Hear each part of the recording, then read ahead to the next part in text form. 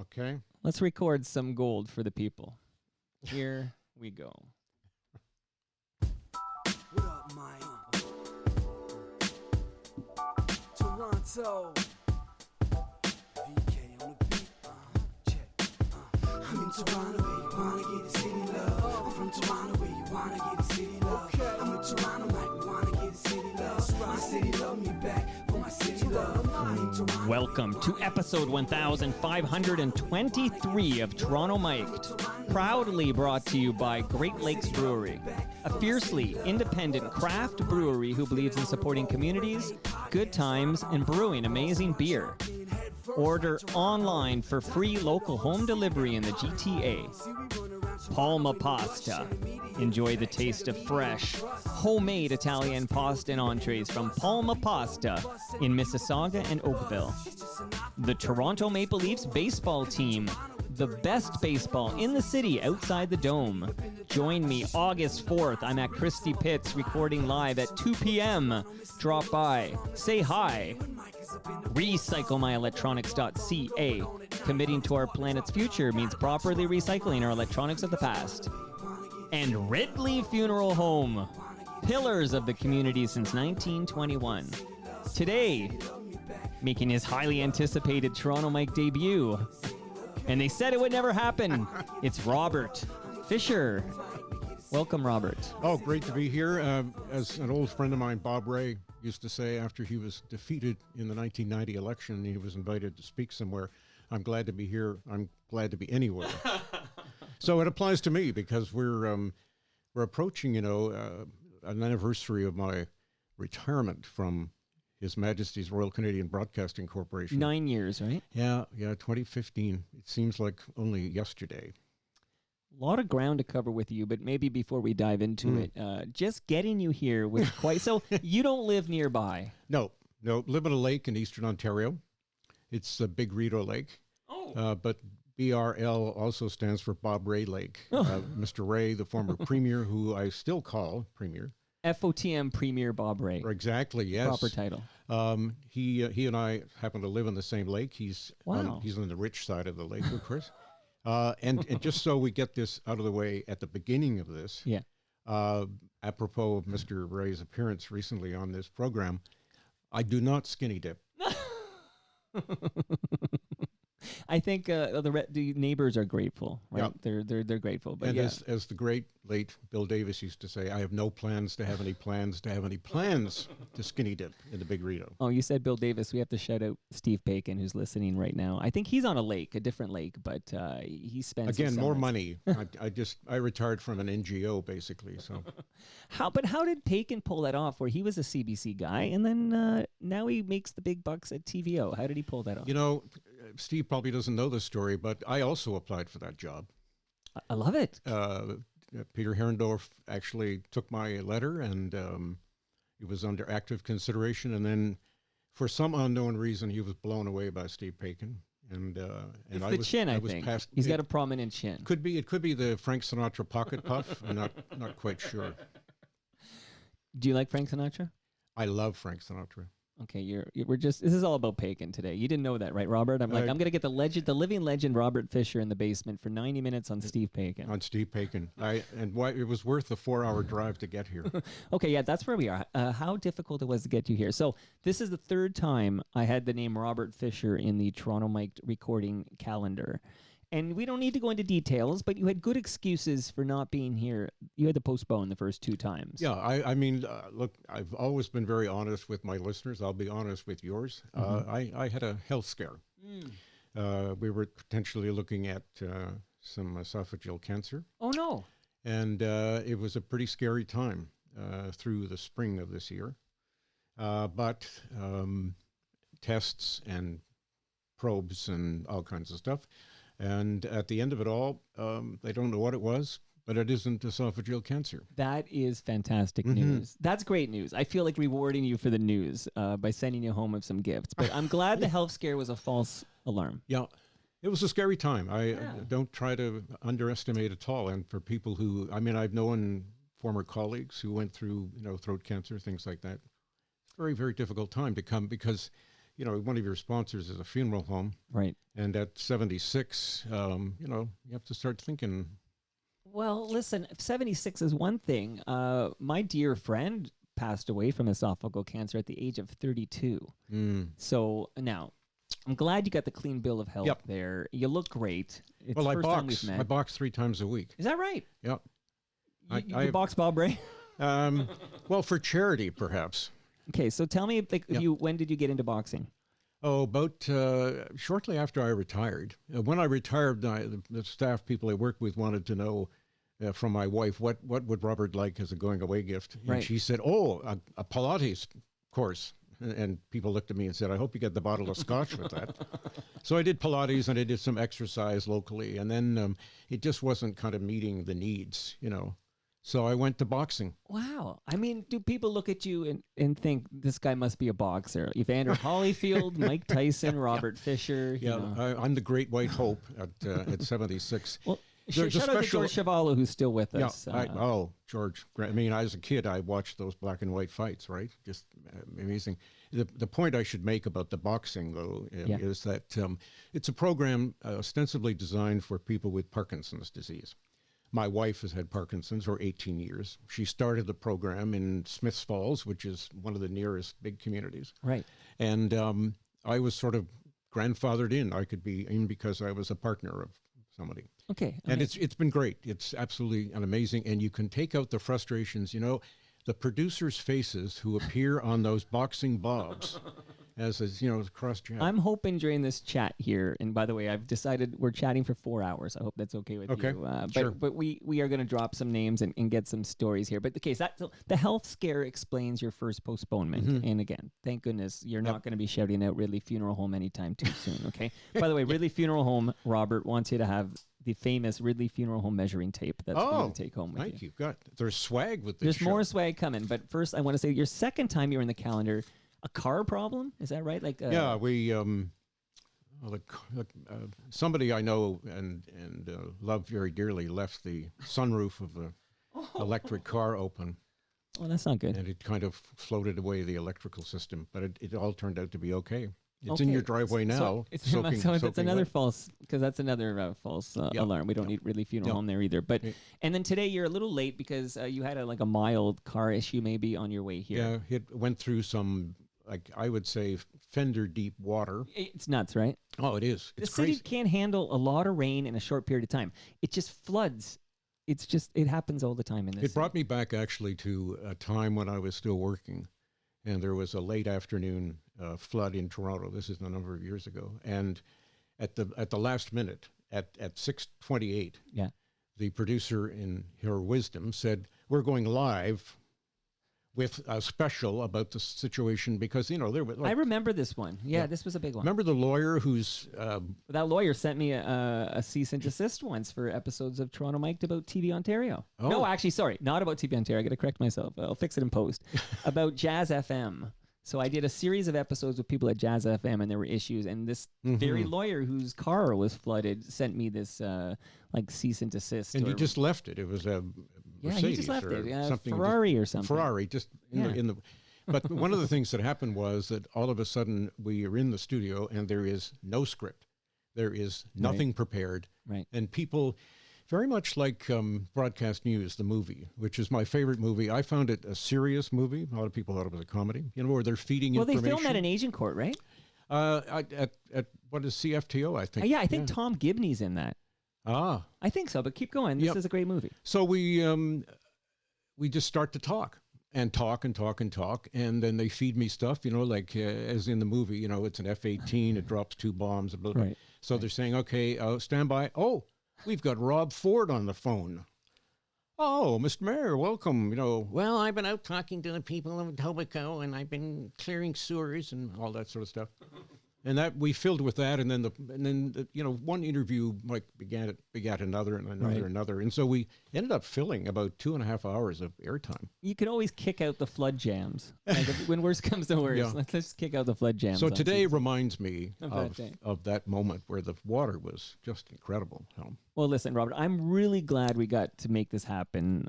Long-time listener, first-time caller. Now, a note came in from T.Resident when I went on the app formerly known as Twitter and said Robert Fisher is going to finally make his Toronto Mike debut. And it's just simple. Robert is great. Looking forward to the episode. So thank you, T.Resident. It's amazing what $20 will do. Is that your burner account, T.Resident? An e-transfer to, yes, exactly. T.resident@gmail.com.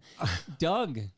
I don't think it's Doug Ford, but Doug writes, I'm very interested in this. His father was the voice of CJSS Radio News in Cornwall. Yes.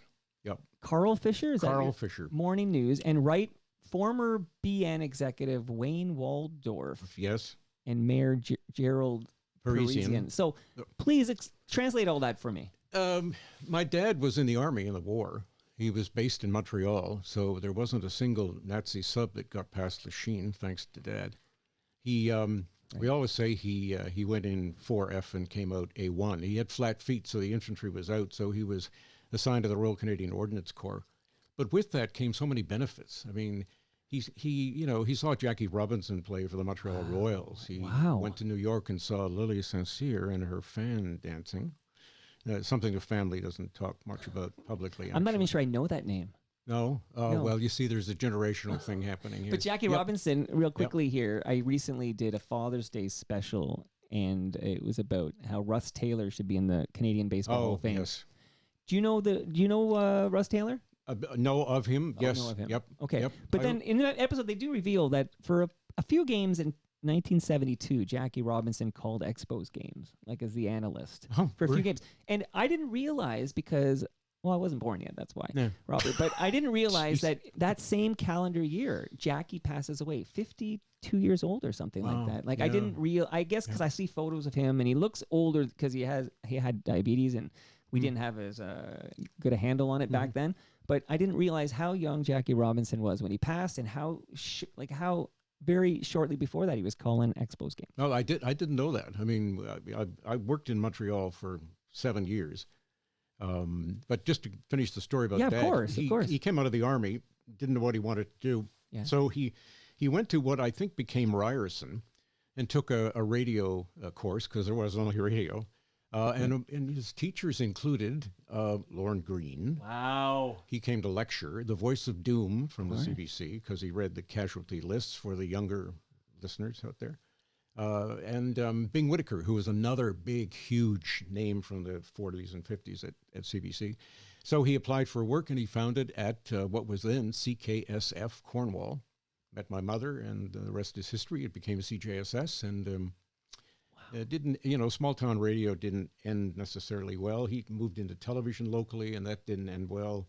He sold some assurance, but in the last 5 years of his life, before he died, he went back to reading the morning news on CJSS. Wow. So I sort of grew up around it. It was in your blood.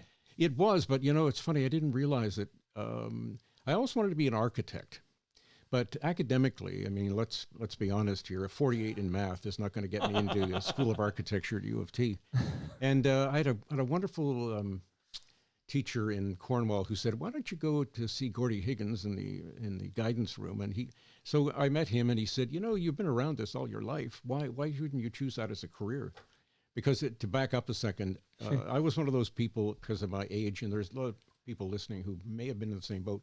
I got streamed out of the arts and science side and put into science, technology, and trades, otherwise known as tech, where, the sort of woe-begotten students ended up. Right. I didn't, because my vice principal said to my parents, Robert could be a great welder. Right. Because I took the Schaub option in grade 9, because I didn't want Latin, music, or home economics. Home ec, I remember this, yeah. So, of course, meeting some young women in home ec, I really never thought about till this actual very moment. But, so, I built the coffee table and the lamp, and then from that, my vice principal, God bless his soul, decided that I couldn't move on in the arts stream, that I should, in fact, go to tech, but I hated it. Right. So Gordy said, "Look, why don't you go to Algonquin College, which is just starting in Ottawa? They have an 8-month journalism program. It's a great grounding." And it was. And from that, I started my first job, $55 a week in June of 1967. Okay, pause. Yep. Andrew Ward Shout out to Andrew Ward, who was at TMLX 15, which was just a couple of weeks ago at Great Lakes Brewery. Since I said Great Lakes Brewery, Robert, that fresh craft beer from Great Lakes Brewery is going home with you. Wow. And because you're not at the CBC, you can accept all these gifts. That's a conversation I for did later. once take an A&W root beer mug and was called on the carpet. All right, I have had, I don't know if I need to name him, but a recent guest from CBC Radio who reads the news, I often listen to his CBC Radio news before I fall asleep, was not allowed to accept any gifts on Toronto Mike. Mm-hmm. This is a very recent episode. So Wow. you can. Okay. Okay, because you're retired. So you got the fresh beer. Yep. But back to Andrew Ward. He says, in 1967, you, Robert, were a Cub reporter for CHW. I feel like I'm Brian Linehan now, the way I'm reading this, okay? In 1967, you were a Cub reporter for CHWO Radio in Oakville. Mm-hmm. And one of your assignments was to go to a garden party in Port Credit to interview the Prime Minister. Premier. What? Sorry. Well, he was Prime Minister, John Robarts. Yeah, Premier, which is a typo by Andrew Ward. Andrew, you made me look bad. We're going to talk about this. I think in fairness to Andrew, at the time, I think Mr. Robarts was known as the Prime Minister of Ontario. So, Okay, that was like the way they referred to it back then. Right, Yep. right. Okay, no. So Andrew, I apologize. You won't get the beads here. But what happened? So tell me that story for Andrew, and then, let's talk about Cub Reporter. So in keep in Oakville. mind, Cub Reporter means I'm 18, okay? There's an election campaign in Ontario. I hear about a garden party that had people in Oakville had invited the then Premier Prime Minister Robarts to go to. And I thought, well, I should go and get an interview. I mean, I never thought there'd be a problem. And in those days, there was no security. There was no big media throng. I was going to say thong. That's another story I can tell you about. You're back to the lake now with our friend Bob Ray. Bob Ray. Okay. So I went in. I asked the woman whose home was host. I said, could I possibly a couple of moments with Mr. Robarts? And she said, oh, I'm sure he'll want to talk to you. And so he was talking to me, and he, this guy was a handsome dude, tanned, mustache, the navy blue suit, the white shirt. I mean, he was the sort of George Clooney of Ontario politics in that era and in the late 60s. And so I said, excuse me, Premier, I wonder if I could have a moment of your time. And he turned around and he looked at me, and I hope I can do this in its complete fashion without costing you a license renewal. He turned around and he said, who are you? And I said, I'm Bob Fisher from CHWO, and I'd like an interview. And he looked at me up and down and he said, fuck off, kid. And I didn't have the tape rolling. Oh. Probably today, if that were to happen, I might have got the clip and we might have run it. But at I was, 18. The man who had signed my high school graduation certificate. I mean, oh my God, That's wild. It was full F-bomb. I once told that story to Mr. Davis, Bill Davis, and he took his pipe out and he very reasoned sort of response. He said, "Well, Robert, Mr. Robarts could be salty in his language." And that was so typical of Bill Davis. And today we know Robarts from the library. I went to U of T, and I spent much time in that big, giant, scary library. Yeah. And we were always told, I don't know if it's an urban legend or not, but when I was going to U of T, and we're going back to the late 90s now, but that it was sinking. Like Robarts library, I don't know, an inch a year or something. They said that, I know, but if I do the math, I feel like we would have noticed this by now. This might not be true, but they said this library is so heavy, it is sinking into the ground. And a sad end for this. And two questions here. One is, do you have any idea when Prime Minister of Ontario became Premier? Do you have any? I'm not sure. It may have been under Bill Davis. They may have scratched off the gold paint on the door on the second floor. I'm not quite certain. But now I'm impressed by Andrew Ward properly saying to interview the Prime Minister, which I thought was a typo, and realized Andrew Ward is he's playing 3D chess and we're just playing checkers over here. He knew exactly in 1967 it was the Prime Minister. You've got a good researcher. Yeah, he did a great job. But sad end for Robarts. It was a very difficult time at Queen's Park. Mr. Davis had took his death by suicide, quite frankly. Right. Very hard.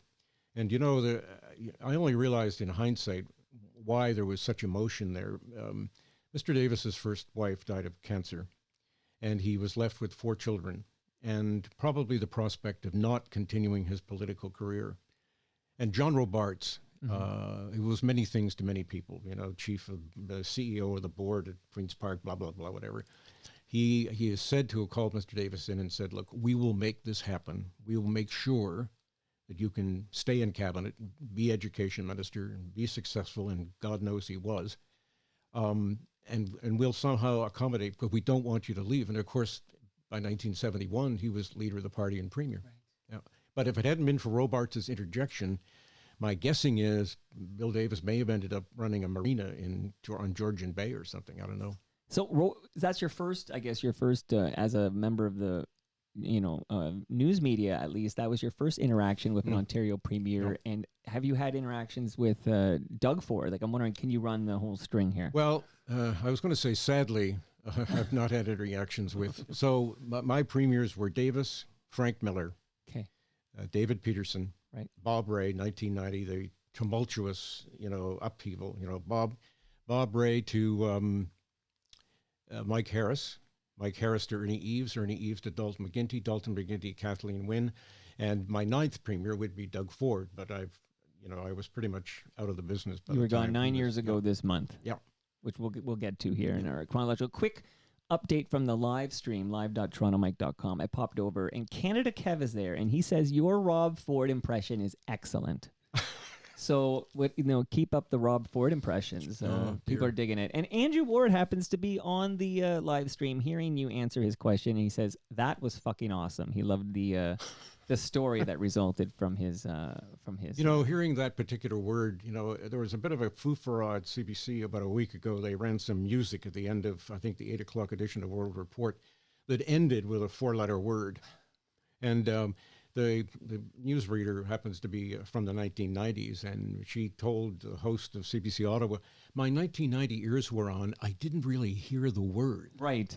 But I suspect that a lot of CBC listeners did, and probably it's not the word that I wanted to hear. Don't tell Pierre Poilievre. He might cut funding to the CBC. I know. I think it would be, look, I know I have the CBC tattoo still on me, even though I've been gone for so long.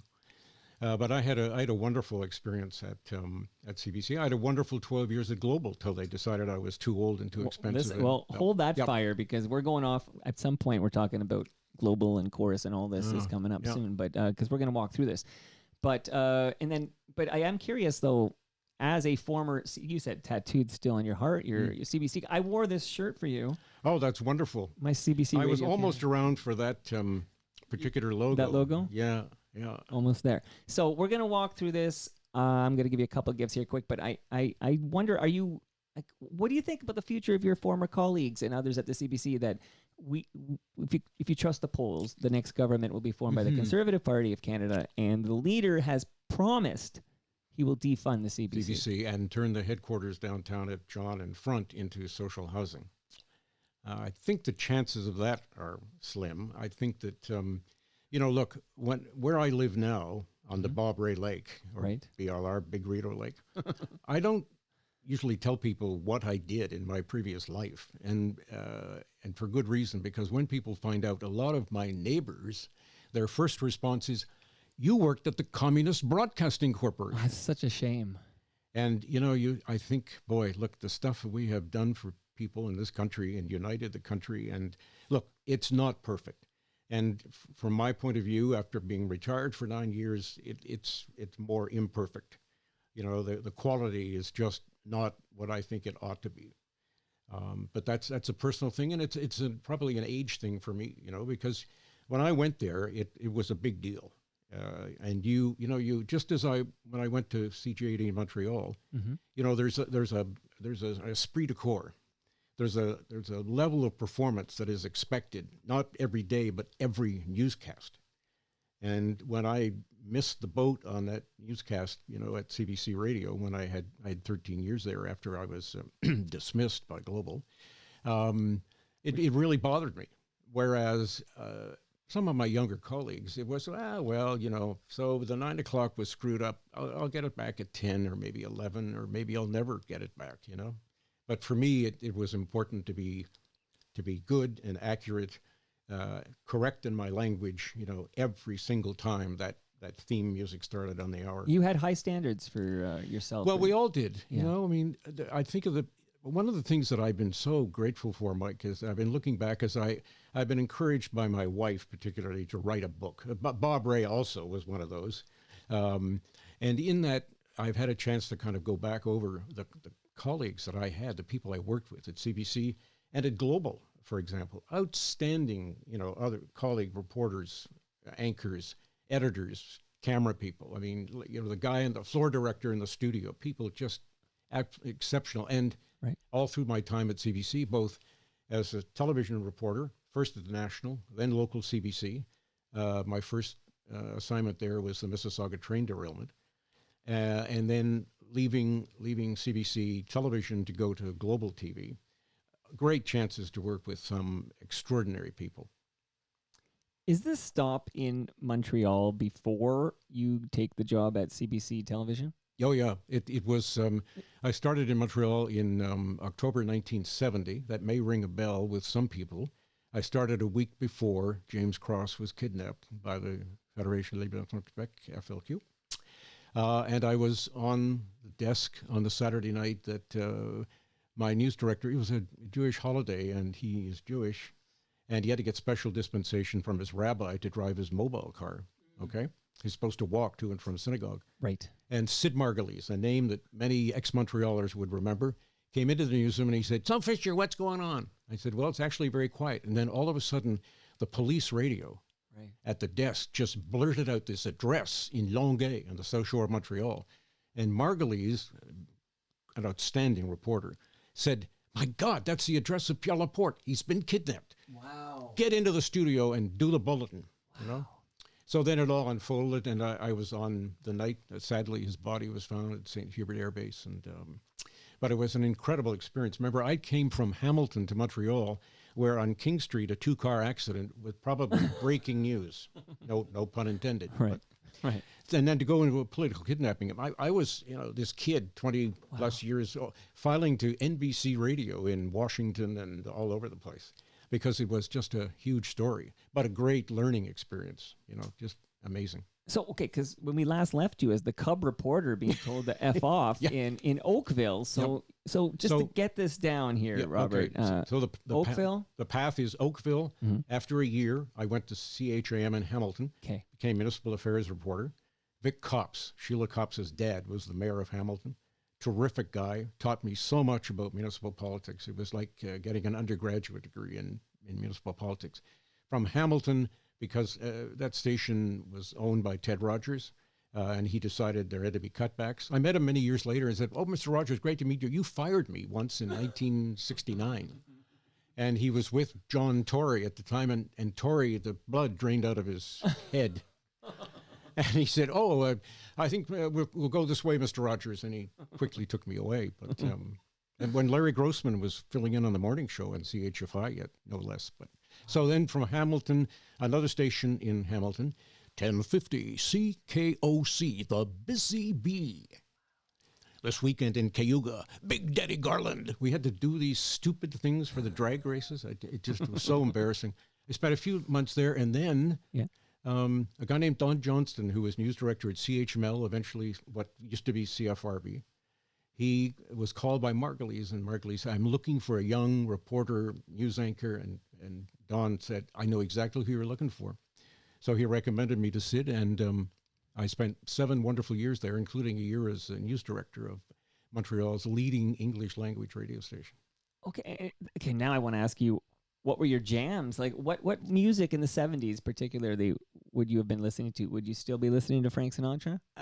Oh, yeah, absolutely. But I mean, my life was pretty much consumed with news. Right. I never was a DJ. I think I had one. But you have the pipes for it. I'm listening in the headphones, and I'm wondering, did you sound like this when you were in your early 20s? No, I didn't. Actually, you sounded like me. Yeah, I have an audition tape at home. It's a reel-to-reel thing. And it was the first audition tape that I sent out. And it's like, oh, my God, it couldn't possibly be me. But over time, the gravitas sort of grows into the throat. you're off to the races. Any darts involved? Cigarettes or whiskey? No. Although I do remember, from the October crisis, we were a block away in those days, a mountain in St. Catherine Street in Montreal, block away from Winston Churchill Pub, which was a watering hole for, all kinds of people, Mordecai Richler and you name it. They were there.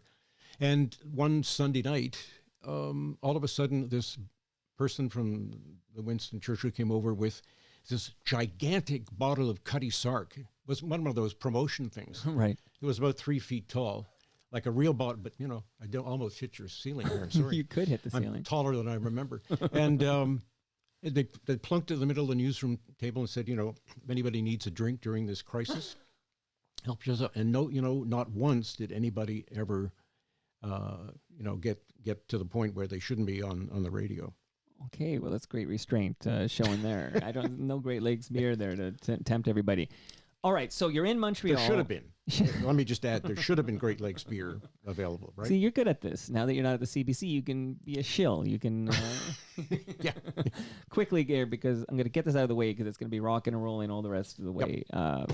Palma Pasta did send over a delicious lasagna for you. It's in my freezer right now. They make authentic Italian food, and you buy it here in Oakville and Mississauga. Go to palmapasta.com, but they fed us all at TMLX 15, and everybody loved it. So Mike Apple sent me a note yesterday to say he had made a trip to Palma's. He lives on the other side of the city. He made a trip to Palma's Kitchen to load up because his kids demand it now. Okay, so you're bringing home that lasagna with you. Better than bringing home the bacon.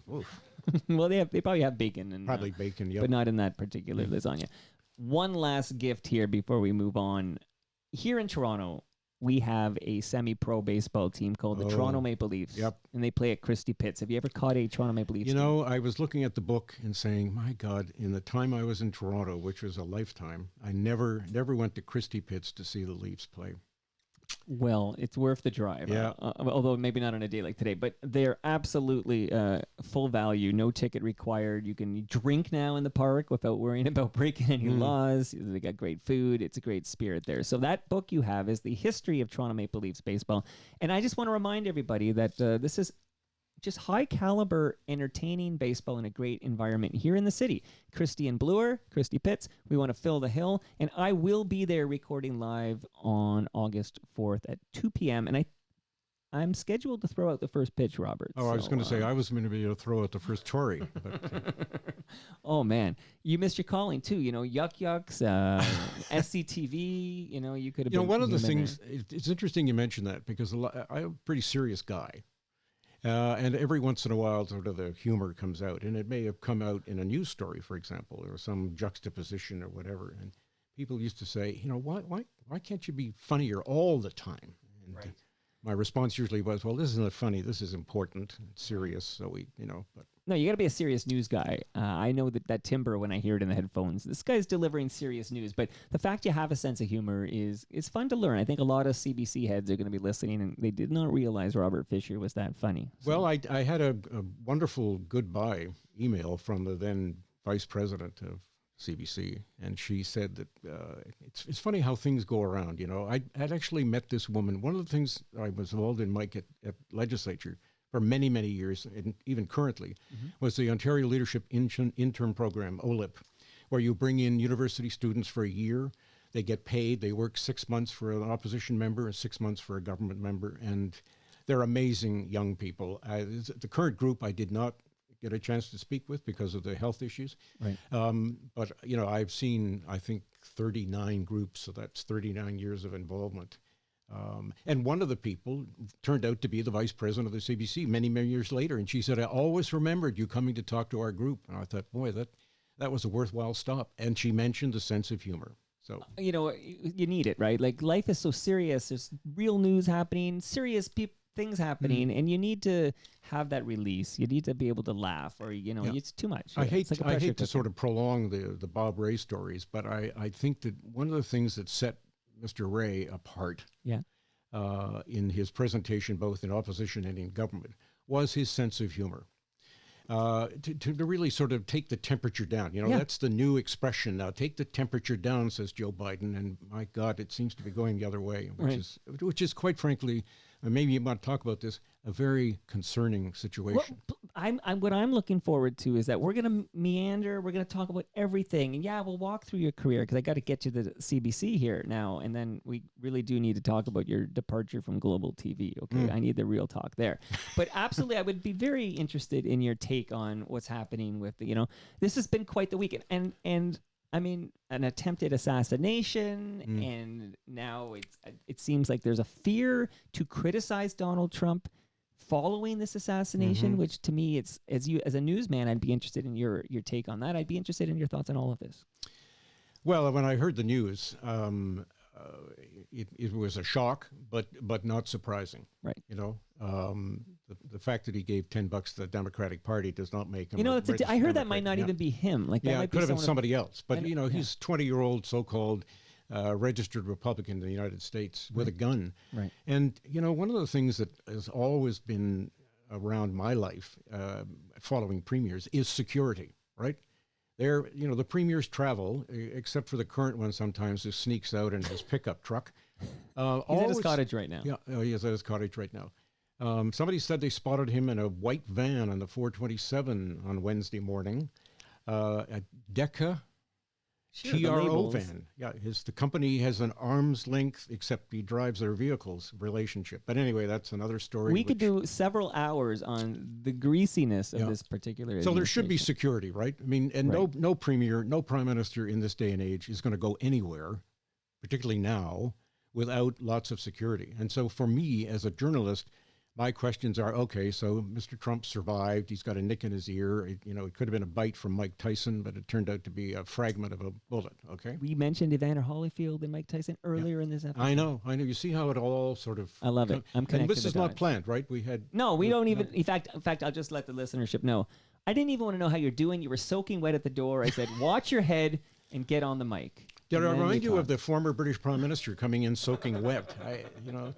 This actually is going better than his election. That's right. Okay, but back to your story, because I do want to ask you about former leaders as well. Yeah. But so you don't say no to your security because, quite frankly, even for journalists, there are people out there who say and threaten lots of difficult things. In my career, I've had the death threats. I was punched and pushed in a grocery store after the 2015 election. Wow. By a gentleman who, pardon me, I made a mistake on election night. I had said in agreement with one of our anchors that Kathleen Wynne had made a lifestyle choice. Oh. I tell you, if I could take that back, Mike, I would just, and it caused an awful upset to the point where even though the CBC said, you don't have to apologize, the next morning with Matt Galloway, I asked for extra time after the analysis to say, look, I want to apologize to people, and not one of those political, if anybody was offended. I knew people were offended, and I had screwed up. And that bothered me to no end. And even thinking about it now gets the blood boiling. Is it just the phrasing you used, that it's like a choice? That she one day decided I will be gay. Exactly. And I've had gay friends who said to me, they heard that and it didn't mean anything because sometimes in the parlance in the gay community, it comes up. It's a lifestyle thing, okay? But I knew it was wrong and I knew it wasn't her. And so in a grocery store, this guy came up behind me and shoved me into a rack and then ran away. Wow. One of the first people to call me on the Friday morning after the election night, I picked up the phone at my desk and I heard, Robert, it's Kathleen Wynne. I just, I almost lost it, to tell you the truth. And she said, look, I know that was not your thinking. I know that's not you. And how much the apology was appreciated. And I just, it was kind of an amazing moment. And not that we didn't have our ups and downs. I wrote things about her that, boy, I'll tell you, people in her office, whew, you've upset the premier, Robert. Well, no kidding. I've upset about 8 other premiers along the path.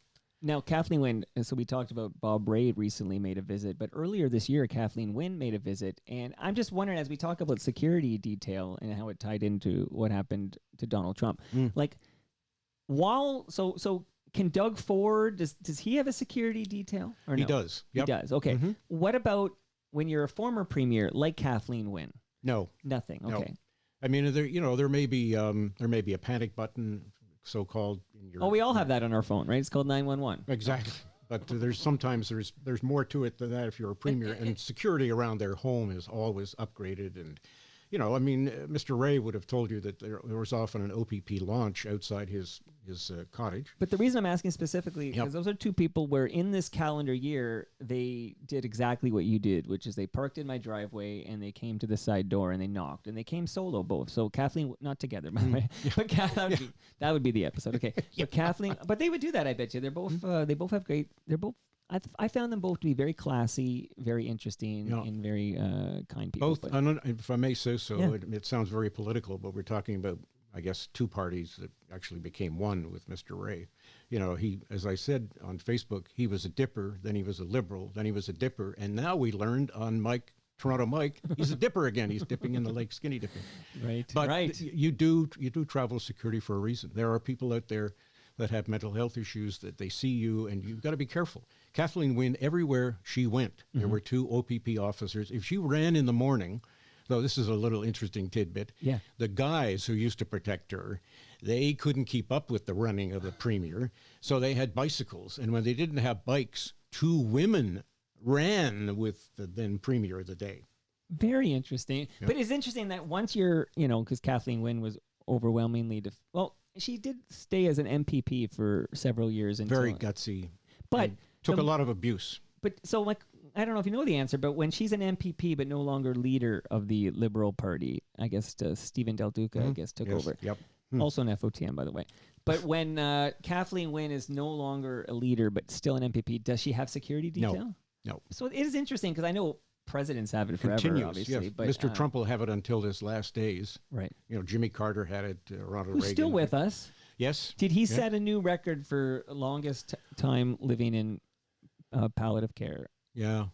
And good for him, because that, by all accounts, a gentleman. It's a sad thing, Mike, that the security is required. And when I started at Queen's Park after the 1981 election, I'm talking 1981, folks, not 1881. In case people, remember my career. You never know. You could walk right into the building. There was no security pass. There was no metal detectors, and now that's all become, sadly, a part of the reality of political life in Ontario, in Ottawa, in Alberta, you name it. But it's because there's a move by the far right to make you guys out to be the bad guys. Like, I do know of news people who drove cars with the station, they call that livery, okay? So that's the station branding on the car, who have requested that they remove that livery and drive cars without it, because they are targeted as members of the media and being in bed with Justin Trudeau's Liberal Party. Look, I think the one thing, I used to talk to a lot of students who are interested in being political journalists, and I think the one thing you have to know at the beginning of that process is people are going to see and hear things that they want to see and hear that may not be there. If I was tough on Mike Harris, he's anti-conservative, and he must be pro-NDP or pro-liberal. If I was tough on Dalton McGuinty, and I certainly was, and for good reason, he's a Tory plant. He's an NDP plant. If you asked an easy question to get Bob Ray talking, and God knows Bob Ray can talk, we used to have to lock the doors at Global to keep him out as a guest from Focus Ontario. But that's another story. We're gonna get there. Yeah, I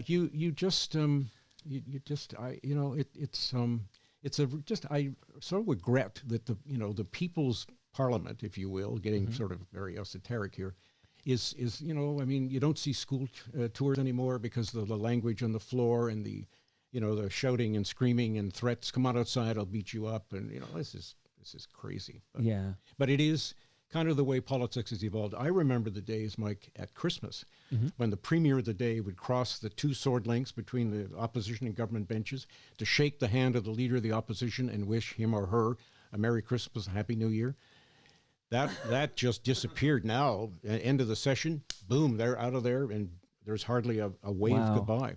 We've lost some civility there. That's a shame here. Okay, so you mentioned early 80s. You're at Queen's Park. You're a reporter for CBC Television. So how did you get to CBC Television?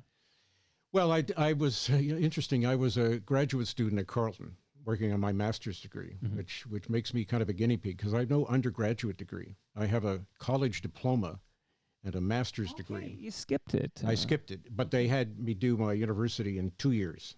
But luckily for me, that first year, I could pick the courses I wanted to take. So Canadian politics, Canadian history, labor law. I mean, it was wonderful. And the second year, graduate year, I worked on a thesis. And no math required here? No math. My goodness, no math. And no welding. But, I always told people if the axle of the campaign bus were to break and somebody had an oxyacetylene unit, you could handle it. I could handle it. Which is a valued skill. And we need more welders. This is when I was going to school in the 80s. You had to go to university, and only the dummies were getting trades. And now we look back and how many people at their cottages, maybe neighbors of Doug Ford's for all I know, who run their own businesses because they took a trade, like they're plumbers or they're electricians. And we're so in need of these skills. When I retired, my final day at CBC was July 23rd, 2015. Right. And I got a phone call at my desk, and the voice said, "Robert, it's Bill Davis." We had an hour-long conversation about life and politics. It was amazing. I didn't record it, but I certainly remembered a lot of things he said. And one of the things he talked about was the creation in 1967 of the college system. And he told me how much abuse, my word, not his, but sort of he'd taken from universities who said, if you create these colleges, you're going to diminish the importance and the quality of our university education. And Mr. Davis said to them and said to me, I knew in 67 it was the right decision, and in 2015, I still believe it was the right decision. A visionary, that's amazing. Okay, so you're still on your way to CBC TV. Yep. So I was a summer student with 10 years of radio experience, and I was assigned, which not necessarily a good thing, to work at the National with Knowlton Nash. Good night. Wonderful Knowlton. Jan Tennant. George McLean. Only George's bottom lip moved when he read. He had this mustache. But, like the people, and God, Parliament Hill, Peter Mansbridge, and David, I was going to say David Diven, but it wasn't. Anyway, the name will come to me. Sure. Really quality people. So I learned a lot. But then the contract ran out, and so there was an opening at CBC Toronto, CBLT then, Channel 5. I applied as a reporter and was hired as a reporter. And the first assignment was to continue covering the train derailment in Mississauga, right? Talking to people like the great Hazel McCallion, walking through empty streets and whatever. It was hiding under the CBC News car because these tanker cars were exploding and they were afraid they might hurt somebody. And then I applied for and got the television job covering CBC bureau at City Hall, Toronto City Hall. So I got to, cover John Sewell and Art Eggleton, people like that, but met some great people. And then it was sort of natural flow that, if you do municipal politics, the next step would be provincial. And so there was somebody covering Queen's Park in those days. The CBC, quite frankly, was not happy with him. And so I got put onto the 81 campaign with Bill Davis. And the rest is history. The story from the 81 campaign that I wanted to tell you about, the thong, right, as opposed to the throng. I was speaking in Brampton when Mr. Davis got the key to the city from the mayor. Right. His response was he got it. Mr. Davis was physically in pretty bad shape, and I think that his end was pretty near, although we didn't realize how close. And he got up and he said to the mayor, he said, well, this is great, but he said 2 questions. Why did you take so long? And number 2, does this key open anything in Brampton? In any event, we all spoke. There was Pinball Clements, Hazel McCallion, Neil Davis, and one of Mr. Davis's children spoke. There's another woman, John McDermott, former Tory MP for Brampton, and Mayor Brown as well. So I got up and I was explaining to the audience that I met Mr. Davis back in 1981. I said, I met him in a little town called Exeter, Ontario. Factoid, it's the hometown of Janet Ecker, who was at one point finance minister in Ontario. One of the great women politicians in Ontario. Keep the fun facts coming. Okay, so my first day on the campaign trail, we're in Exeter, in Exeter, Ontario, a little small town, right near a place called Reese's Corners, and after a tornado, the locals called it Reese's Pieces. Oh. So I approached this group of reporters, talking to Mr. Davis, who was Main Streeting, and I'm telling the story to the audience. I said, and as I approached, I saw this throng of reporters, and there's a lot of laughter, and I was trying. How do I get out of this? I'm probably as red as anything, and blushing with embarrassment. Mr. Davis laughed, Mrs. Davis laughed, John Tory, they all laughed. That was hilarious. I said, I told you I was talking about progressive conservatives. But, and in those days, I had the mustache and the trench coat, of course, because that's obligatory wear. I can't even picture Knowlton Nash without the trench coat. Well, and his glasses were not real, right? I didn't know that. They're just glass. To make him look smarter. Well, I think so. But you know what? He was... this is a big star in journalism, right? As a correspondent, Washington, all over the place. Sure. And then coming back to anchor the news. He was the nicest man. I met a lot of people sort of on the way up who were not very nice, okay? I need those names. Well... we don't have that kind of time. Beep, beep, beep, beep, beep. Anyway, it was one of those moments that you just had to quickly think about something. But sadly, he left, and he left a huge legacy. I mean, as a graduate of a community college, how grateful I am that he created those colleges. Because what would I have done? Would I have become a welder? It's a sort of for me, a little scary prospect, actually. Now, I'm at that event you're describing there. I'm sure Paikin must have been there, right? Like if there's a Paikin was in diapers in 1981. He's a very young guy. True. Okay, that's true. He was probably at U of T or something. Yeah, but, studying. Did you overlap at CBLT, CBC Toronto? Did you overlap with Paikin? Yes, briefly. Okay, but I had taken the siren call of fame and fortune to go to Barbara Green Road and Global Television. Well, we're going to do that right now. Except, did you cross paths at CBLT with Bruce Dobigan? Yes. Before he became what he is now. A right-wing nut? My words, not yours. I can say that because he's a good FOTM who I quite like. But he's a very talented, he moved out west and he became radical. I think living in Alberta, often does that. He'll tell you he sees the world differently now. But this book here, I see your glass. I won't move it because your glass is on top of it. But that is a self-published book by Bruce Dobigan and his son Evan, and it's on the greatest.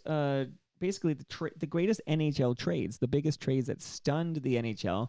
And because they self-published it, as you can imagine, awareness is everything. So I didn't take any money from FOTM Bruce Dobigan, but I told him, I'm happy to give your book to guests like Robert Fisher, because that way I'm forced to tell the listenership it exists. So Deal With It is the name of the book, and you can buy it now. Bruce, again, and his son, Evan, who doesn't live too far from here. Really? They wrote it together. And forward by the aforementioned Steve Paikin. Well, it's Bruce a thread that runs through this whole 6 hours. Paikin and Bob Ray. But I will say that there was a radio show on the Fan 590 called Double Play that was Steve Paikin and Bruce Dobigan. And the deal was, I think they did the show for free, but they sold their own ads. Like that was the idea. Like we'll give you, and this was like ahead of its time because I think that's how almost all commercial radio is kind of like that now. Maybe you can. Brian Williams was the sports guy at CBLT. Well, time right now 11:07. I got to tell you, we're ready to roll that tape. He used to rehearse in the newsroom. Like you'd be sitting at your desk writing, Premier Bill Davis, and you'd hear, so tonight in the Chicago Stadium, the Blackhawks face, and he would walk right by your desk and go to the end of the newsroom and then walk back and do the second story. And he was always extremely well prepared and was a total professional. Oh, listen, until Robert Fisher came down these stairs in his wet jacket, I got to say, having Brian Williams down here was a highlight. I'm saying, Brian, what a conversation, what a legend. He is a legend. Williams. Absolutely. Yep. Okay, so let's get you to Global here. Why do you leave CBC Television for Global Television Network? One word was opportunity. I had always thought that I could parlay my gravitas, so-called, my nice shirts and ties and pocket puffs into an anchor job. But in those days, the union at CBC, this would be 1989 maybe, wouldn't allow that. You were either a reporter or you were a news reader. Really? Okay. I mean, one of the reasons Lloyd Robertson left the CBC to go to CTV was they wouldn't let him write anything. Right. And he wanted to have a chance to write because you want to put ownership into your newscast. You don't want to accept the words of strangers or colleagues rather, all the time. Right. And so he left. So I went to Global, and one of the first things they did was they said to me, now you're here, now you're bureau chief.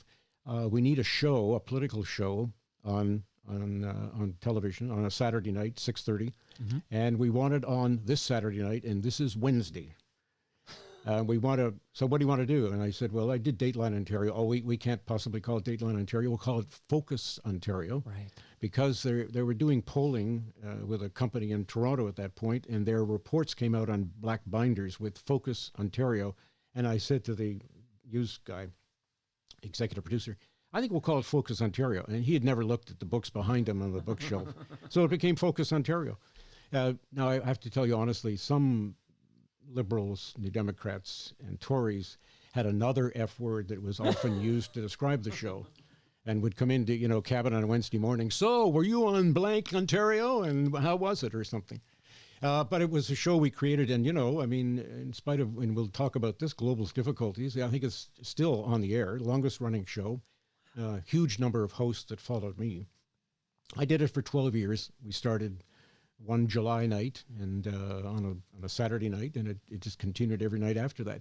And I had some convincing from Global because they wanted a tougher kind of let's have some blood on the carpet type show. And I said to them, if you do that, these guests will never come back. Right. You can ask tough questions, but they have to be fair. I think Bob Ray, if you were here, I'd hope you'd say this, that Fisher was tough but fair. Right. Yeah.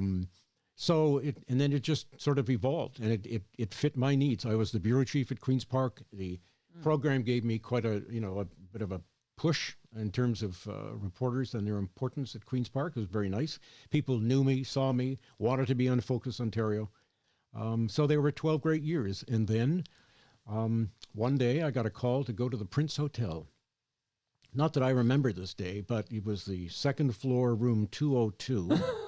Walked in, the head of, I was going to say in human resources, but it was actually HR, and the then vice president, an old friend of mine, sadly. And they said, look, you no longer fit in. So here's your severance package. And I was at 12 years, and at the time I was doing 3 jobs. Peter Kent was away, so I was doing First National at 6:30. I was hosting Focus Ontario and doing the Global News at 11. And it was a shock, and it really stung, and it still does. I mean, my children were, beside themselves. I mean, my son had some pretty nasty comments made by some schoolmates, could be pretty cruel. Oh, your dad got fired, eh? That, just the official term was contract not renewed. Right.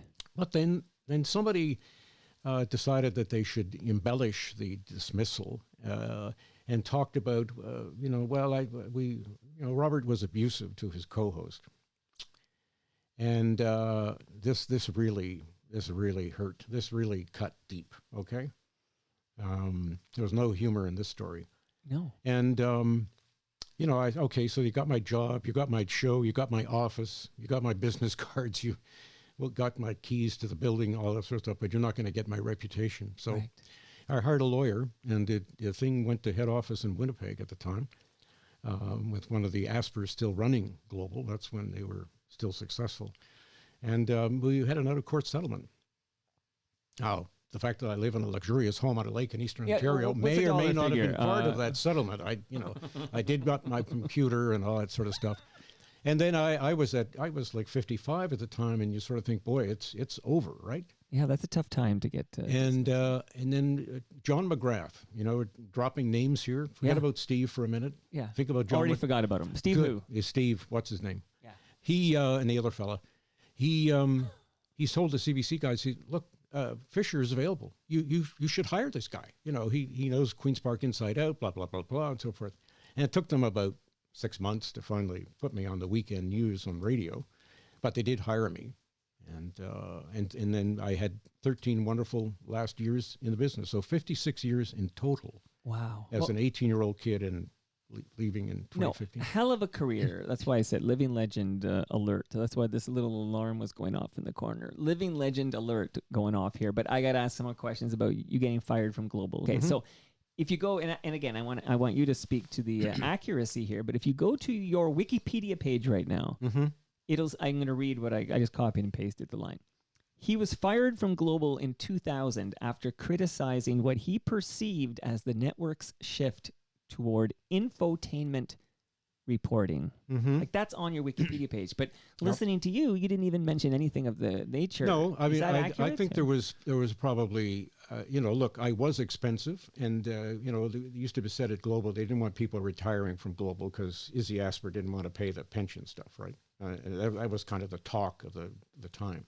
So yes, I was deeply concerned about the creation of infotainment and the sort of let's not get the facts in the way of a good story sort of approach.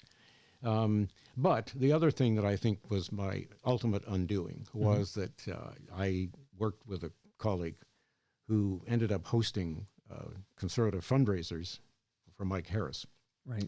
And Global was required to go out and get pictures of this person at this. And I just thought this was absolutely outrageous that a news anchor would be hosting and,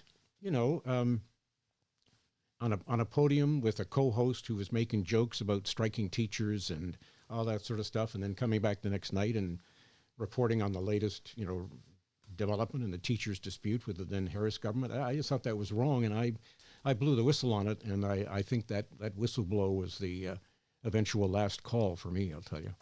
How do you feel? I just thought of this when you were speaking there, but how do you feel about today? He's retired from the CBC himself, but Peter Mansbridge does now do advertisements for reverse mortgages. Yep. Like as a longtime news guy, how do you feel about that? It makes me very uncomfortable. I mean, I think the only thing I've ever promoted in my life has been fundraising for Parkinson Canada. Okay. Right. And I put my name right in front of that because I think it's such an important cause and so important issue, and the fact that we have a healthcare system that is not ready for what Michael J. Fox calls the future tsunami of cases in the United States and Canada. But that's an aside. So this commercial stuff, I mean, I don't think Peter needs the money. I think he lives very well. He lived well. He made the coin of the realm. Got a home in Scotland. Yeah, yes, apparently. Home in Stratford. I mean, he's got a working wife who's an actress. And his working wife, beloved FOTM, love that woman. Went to my high school. She and I are both celiacs. Oh, she couldn't take the pasta. She couldn't take the pasta or the beer. Well, I could sell this and you got the money back who will to enjoy it. Just quick fun fact, because we're talking about politics, is that Bonnie Crombie and Cynthia Dale were both friendly at Michael Power High School together. They were in the same grade, yeah. Wow. So there's just to bring it all back. So Peter Mansbridge's wife was a high school. So I'm not going to judge Peter. I have my own personal. I would never do that myself. I mean, right. I had opportunities, in my career to move out of journalism and go into GR work or media training, and I just wasn't comfortable with that. I looked at some videotapes of a guy who worked for a company in Toronto, and he, basically convinced this poor executive that he was doing the right thing to fire 200 people who were over 56 or something. And I don't, oh my God, I was sort of sick to my stomach, to tell you the truth. But everyone's got to pay the mortgage. Pay the mortgage. Feed your family. My God, I could have bought Big Rito Lake, But it just, the first actual approach was from the TTC.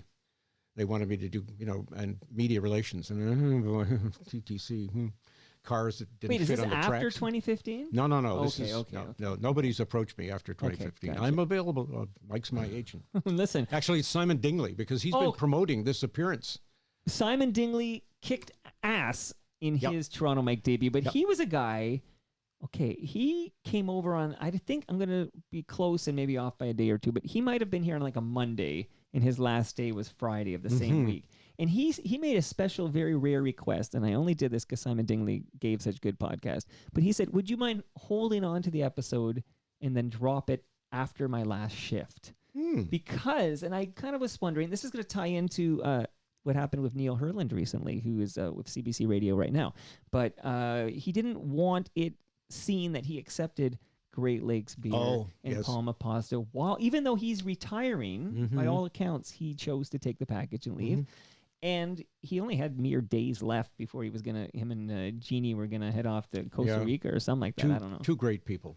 Jeannie should come on Toronto Mike, right? She has just announced her retirement. Yes, she should be on because she's got some great stories. Okay. And Simon, as you know, because I think you know him, had some health challenges in his career, some injuries and things that were pretty dark times.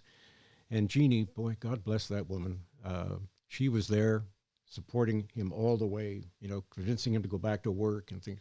So they were the dynamic duo of CBC television. And they met in Montreal, right? Yeah, at CFCF, or what is now CTV Montreal. So here's an idea, a couple of quick thoughts have hit me. So firstly, that you talking about, how you only would, shill for a charity, like a good cause charity.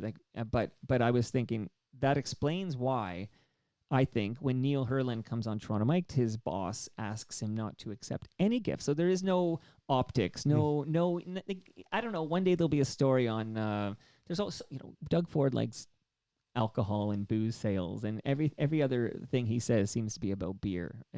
So he doesn't drink, right? But he doesn't drink, right? Yep. And his brother had an issue with beer, like I believe was an alcoholic, if I'm correct on that. But so that's that aside. Why even create an optic that you'd be favoring Great Lakes Brewery because you received free Great Lakes beer for doing a podcast? So Neil Herland didn't accept anything, and he really didn't. Like, it wasn't a wink, wink. I'm not taking this. He didn't take anything. But and I wasn't kidding about the NW root beer mug. I mean, we there was some promotion, and the NW sent over gazillions of gallons of root beer, and they sent those large frosty mugs, right? I can see it now, yeah. And they said, please accept them as a small gift. I didn't really think that I'd ever have an A&W root beer story to tell, apart from but you never know. My teen years in Cornwall, going to the first A&W ever. The Mama Burger there. Or the Papa Burger? What was your burger there? Teen Burger? The Coney Burger, Coney Island Burger with chili on the top. That was, right. And the young women who brought the tray to the car, put it on the window, and had roller skates, and they, this is not that far along. It's big. Well, this is like Happy Days here. Happy Days. So look, it's the CBC. It is the CBC. A&W would never buy my support because they said, here, keep this glass mug, And I know that Great Lakes beer exists, and it's a fine brewery, and it's a fine product, and they wisely fiercely independent. Not they support up the yet show by the conglomerates. But the fact that Neil couldn't take 4 beer, how is that going to affect his credibility with the audience? But maybe it's not worth the risk, right?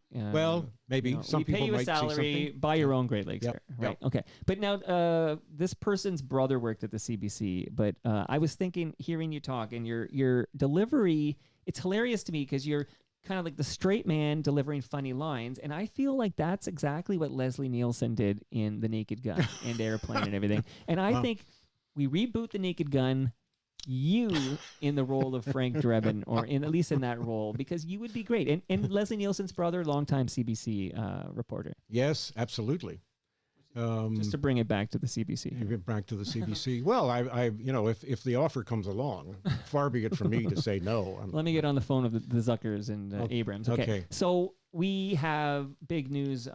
This is Tuesday we're recording. So just yesterday, and we saw the writing on the wall. I can name you some good guests like Farah Nasser and Alan Carter and Colleen Rushholm and Bob Willett. Shout out to Bingo Bob. But good people at Chorus have been tapped on the shoulder recently. And it sounds like there's going to be 300 more. And the goal is to eliminate 25% of the Chorus. Like 800 jobs or something? In total, yeah. I think they've already done 500. It's like got 300 to go or whatever. So this summer, there'll be 300 good, hardworking Chorus employees. I don't know if they're all hardworking, but 300 people are going to get that tap on the shoulder in that manila that call envelope. To the office. And, right. So what are your thoughts on what's going down with Chorus in global news in particular today? It's just not good. You need competition. I'll tell you quite frankly, there were times at CBC when they didn't pay attention to what global is. Just before I got there, didn't pay attention to global because, it's just global TV. And in fact, when I announced I was leaving CBC to go to global, I had people come up to me and say, "You're nuts. You're nuts. That place is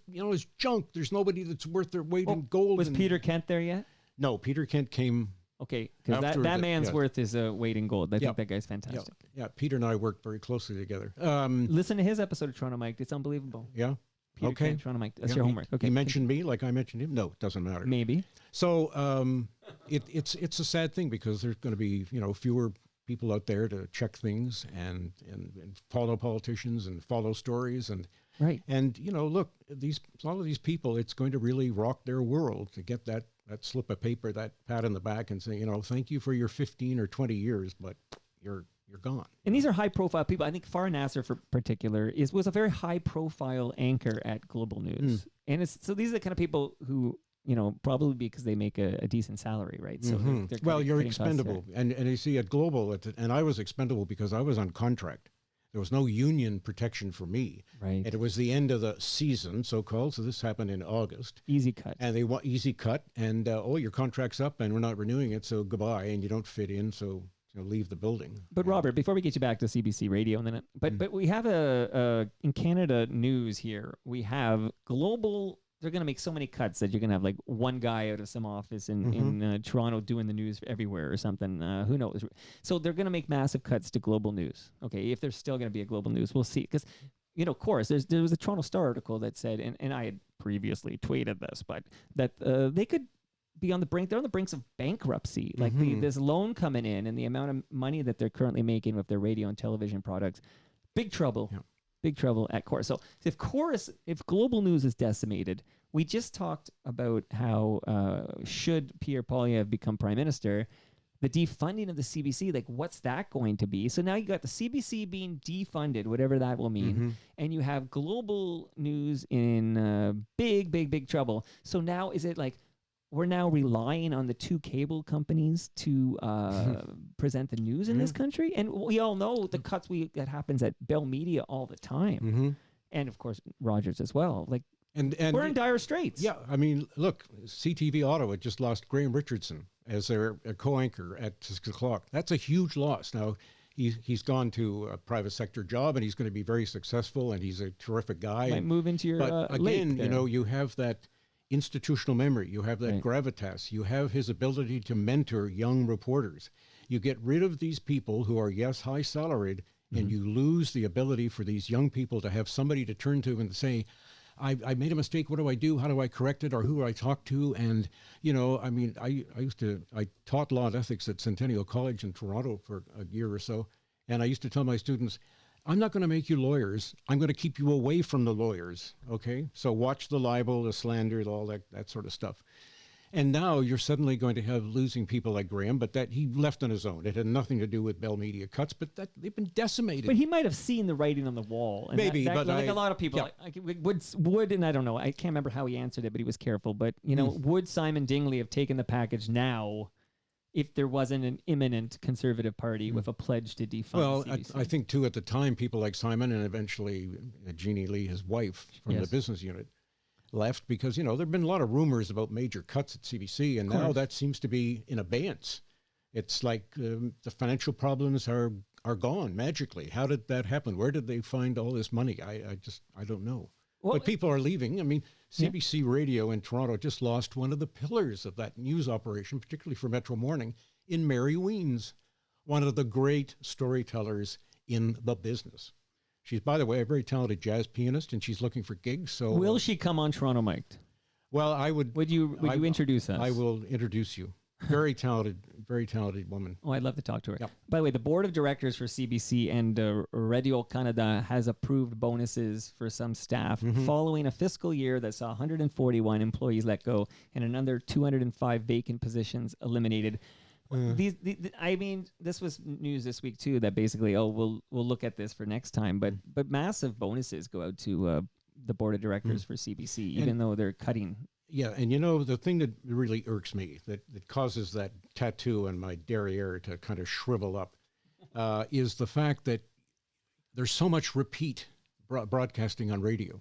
It's on, the same program is on all of the time. It's repeated twice. It's 3 times. Right. The news is even repeated hour after hour after hour. Yeah. And so if you hear the 6:30 news, to be honest with you, it's not really worth your while to listen to the 7:30 because it's the 6:30 and the 6:30 is the 8:30 and so on and so on. Right. But it's because they don't have the staff. And some people, I'll be honest with you, some people I worked with are bone lazy. And so they get the print out of the newscast and they just keep reading the same thing over and over again. Read.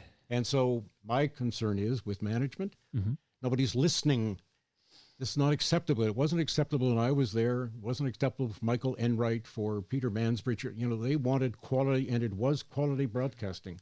And now it's just, well, let's repeat this show. Let's repeat that comment. Let's repeat that report. But there are still good news people doing their best with... under difficult circumstances. Right. Believe me, this is no, walk in the park for a lot of people who are trying to put the National out every night and radio newscasts throughout the day and so forth. So before we get you back to CBC Radio, the reason I'm wearing this T-shirt here is it's important I ask you about something, because now I see on the live stream that Andrew's literally yelling at me because he's putting it in all caps. He wants me to ask you, Robert Fisher, about when you nearly changed jobs during the Davis years from journalist to MPP. Is there a story there, Mr. Fisher? There is, a very brief one. Mr. Davis had a photo opportunity in his office, and my camera person, I was going to say cameraman, but in my day, in the 80s, they were cameramen, but now there are some extraordinary women who are the cameras, videographers. yes, and they're lighter. The TK-76, it weighed 6,000 pounds. It was solid steel. It was incredible. Right. So many people ended up with bad knees and bad shoulders. So we ended up going into Mr. Davis's office, and lo and behold, we were the first there. So my camera person is setting up the sticks for the thing, and so I'm in the middle between Mr. Davis on my left. I think probably he was on my left. And on my right was John Tory, then the young, very talented principal secretary to the Premier of Ontario. Mr. Davis with the trademark pipe, which was rarely lit, I mean, you could smoke in the legislature in those days, but his pipe was rarely lit. He took the pipe out and he said, so Robert, you ever thought of running? And I paused for a second and said, but Mr. Davis, for which party? And he looked at John Tory and he said, this interview's over. And I knew they were looking for a Conservative candidate in the Cornwall area. Right.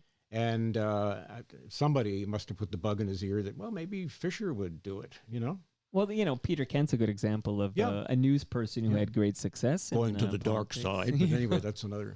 So I turned it down. But subsequent to that, there were other offers. One of the most interesting was there were two federal offers.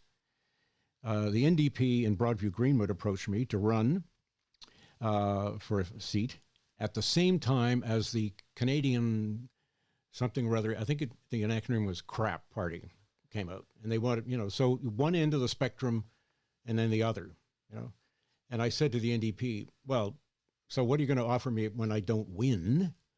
A Senate seat or something? And they all laughed. So, I had a friend who said, why don't you go after both nominations? It'd be a hell of a story. Yeah. The right-wing party and the left-wing party both. Oh, that's funny. That's like when I told Bob Ray he should run as a Conservative candidate because then he could have the full set, basically. The hat trick. I don't think, I have nothing but intuition. I don't think we've heard the last of Mr. Ray after his extra year as ambassador. I got a feeling that he's, I wouldn't doubt that for a second. He's got that itch he's got to scratch. He's not quite done with politics yet here. No. Absolutely. All right. So we talked about Global not renewing your contract, and then this slander. I hope maybe you got a lawyer as good as Lauren Honickman. I don't know who your lawyer. No, was, I didn't get Lauren, but I got Lauren does slander law. Yeah, got a very good lawyer. Do we have a number now? I feel like you can tell us the number now. What did you get from Global for that slander? I guess it ended up to be about 2 years of salary, which and what was that salary again? I can't remember. What, $55 a week? It was, six figures plus. I'm just wondering how far I can push you. You want me to count the free Hathaway shirts and the wardrobe? And how many mugs did you take exactly from A&W? Well, actually, if I saw your, do you have a room full of A&W mugs? No, I gave it to my son. I think he's using it to keep pencils at his desk. I have a mug here, similar to those A&W mugs, I guess, which I got in 1984 because I loved Andre the Giant. Okay, I was a big Andre the Giant fan. And at my local Byway, they were selling these mugs, and I picked it up in 84.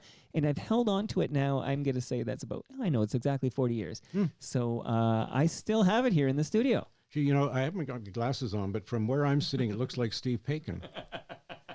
One of the things Bill Davis did after his retirement as premier, he played a huge role in making sure TV Ontario existed on a continuing basis. Yeah, I used to tell people that Mr. Davis was protecting Pokeroo and Paikin.